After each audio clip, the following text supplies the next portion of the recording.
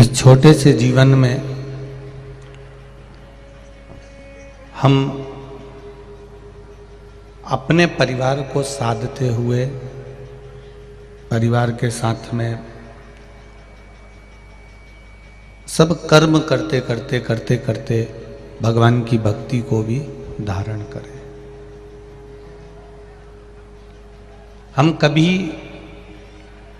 इस व्यासपीठ से ऐसा नहीं बोले कि आप अपना घर छोड़ दो, आप अपना परिवार छोड़ दो, आप अपना घर छोड़कर कहीं तीर्थ में जाकर बैठ जाओ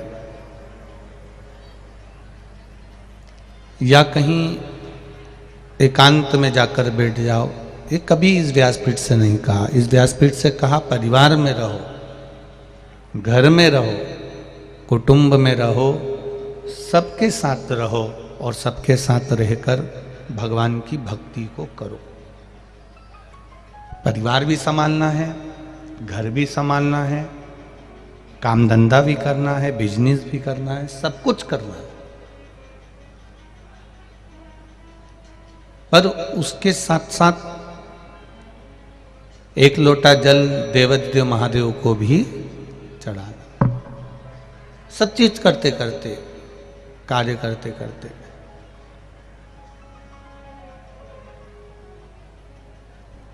दूसरे आपको खुशी देंगे या दूसरे आपको दुख देंगे, उससे हमको मतलब नहीं रखना। हमारी खुशी,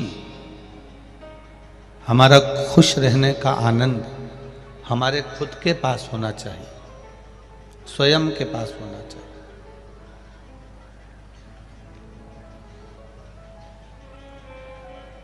अपने लाइट का खटका, तो लाइट का जो खटका होता है, ऑन ऑफ होता है, लाइट जलती है, बंद होती है, पंखा चालू होता है, बंद होता है। ये लाइट का जो खटका है तुम अपने घर में लगाते हो, अपने कमरे का, कि दूसरे के घर में लगाते हो? अपने कमरे का खटका अपने कमरे में होना चाहिए। माँ के कमरे में, पिताजी के कमरे में जो लाइट लगी है उसका खटका भी पिताजी के कमरे में होना चाहिए।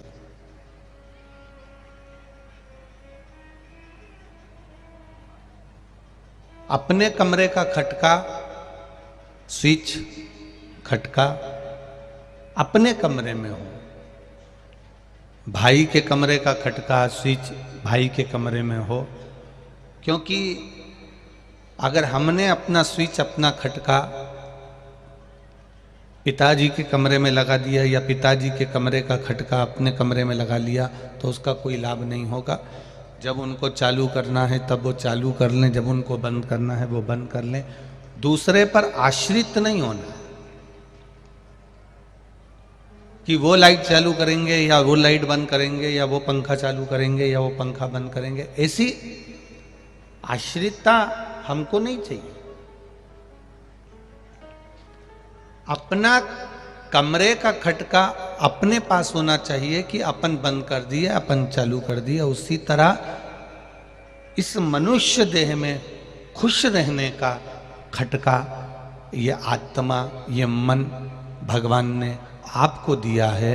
आप स्वयं अपने आप में खुश रह सकते हैं, अपने आप में आनंदित रह सकते हैं। दूसरा आपको खुश नहीं कर सकता।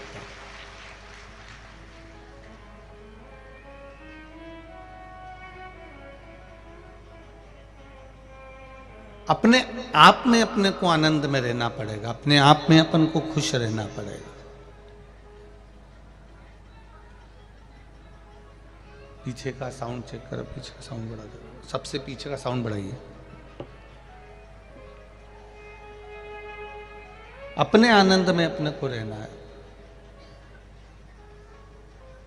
और जब हम अपनी खुशी के साथ अपनी जिंदगी जीते हैं, अपने आनंद के साथ अपनी जिंदगी जीते हैं, तो उसका एक सुख ही दूसरा है,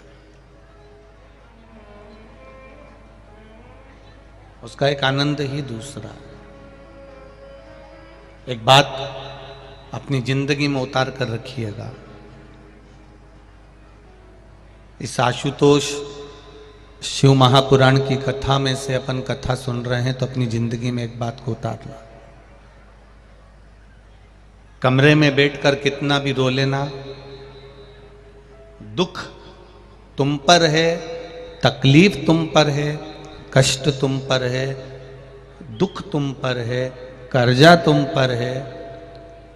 अगर कर्जा भी हो गया है, दुख भी आ गया है, कष्ट भी आ गया है, तकलीफें भी आ गई है, तो तुम पर आई है।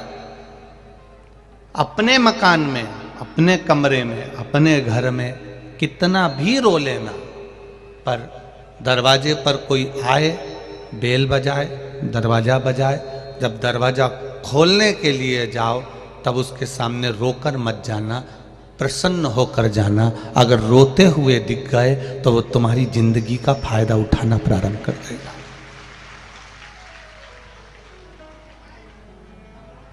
अगर तुम रोते हुए दिख गए, तुमने किसी से कह दिया साहब मैं कर्जे में हूं, तो फिर वो तुमको हल्के में लेने लगेगा, तुमको गिनेगा नहीं।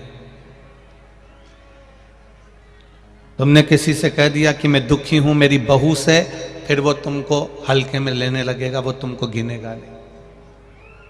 मैं अपनी सास से दुखी हूं, वो हल्के में रहने लगेगा, तुमको गिनेगा नहीं। अपने दुख पड़ोसी कभी नहीं काटेगा। अपनी तकलीफ को अपने पड़ोसी या रिश्तेदार, नातेदार या कुटुंब वाले नहीं काटेंगे। आपके जीवन में अगर दुख है, आपके जीवन में तकलीफ है, तो वो कोई दूसरा काटने वाला नहीं होगा। किसी की सामर्थ्यता नहीं है कि कोई आपके दुख को काट दे।